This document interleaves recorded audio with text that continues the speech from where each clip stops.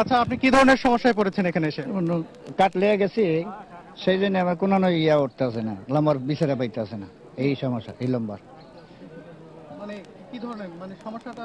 বোর্ডের নাম্বার তাদেরকে বলেছেন যে আসলে মিলাইতে না, মিলাইতে না লম্বা, বোর্ডের লম্বারটা মিলাইতে পারে না, তাই এইখানে না ওইখানে, ওইখানে না এখানে যে যাই বিচারে পাইতে আছে এরকম না। কতজন মানুষ আপনি দেখেছেন? এই প্রত্যেকটা ইয়াতে দেওয়া হয়েছে, মহিলার তো দেয়ছে, এটাও তো দেয়ছে। একটু আরেকজনের সাথে কথা বলুন। আচ্ছা, আপনার কি ধরনের সমস্যা হয়েছে?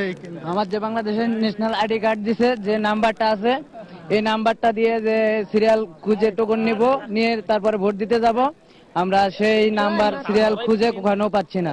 2-3 জায়গায় পরিবর্তন হচ্ছে, কোথাও এই নাম্বার মিলেছে না এবং আমরা পাওয়া যাচ্ছে না। আমরা এই জন্য দাঁড়িয়ে রয়েছি। কি আপনারা অভিযোগ করেছেন কাউকে যে আপনারা পাচ্ছেন না, খুঁজে দেওয়ার ব্যবস্থা কিছু আছে কিনা? হ্যাঁ, ওখানে যারা এই নাম্বার খুঁজে দেয়, টোকন দেয়, তাদের বলছি, কয় দেখো অন্য জায়গায়, দেখো অন্য জায়গায়, দেখো, এইভাবে আমরা ঘুরতেছি। এখানে কিছু লোকজন আছেন, আমি তাদের পরিচয় জানি না, তারা বলছেন অন্য ভবনে গেলে পাওয়া যাবে। সেই ভবনে গিয়েছিলেন আপনারা? হ্যাঁ, সেই ভবনে গেছি, 4-5টা ভবনে গেছি, কোথাও মেলাতে পারছি না। কতক্ষণ ঘুরবো? আপনারা শুনছিলেন যে আসলে এখানকার ভোটাররা কি ধরনের সমস্যার সম্মুখীন হচ্ছেন। এখানে যিনি প্রিজাইডিং অফিসার রয়েছেন তার সঙ্গে এখনো আমরা কথা বলতে পারিনি, আমরা এরপরে গিয়ে তার সঙ্গে কথা বলবো। তবে এখানে আমরা কিছু লোকজনকে দেখেছি, জানি না তারা কাদের সমর্থক বা কি, তারা কিন্তু যারা এই অভিযোগগুলো করছেন তাদেরকে অভিযোগ করতে নিষেধ করা হচ্ছে এবং তাদেরকে বলা হচ্ছে তাদের নাম্বার অন্য বিল্ডিং আছে বলে এই ক্যামেরার সামনে থেকে সরিয়ে নিয়ে যাওয়া হচ্ছে। কিন্তু তারা কারা, এটা কিন্তু আমরা এখন পর্যন্ত জানতে পারিনি।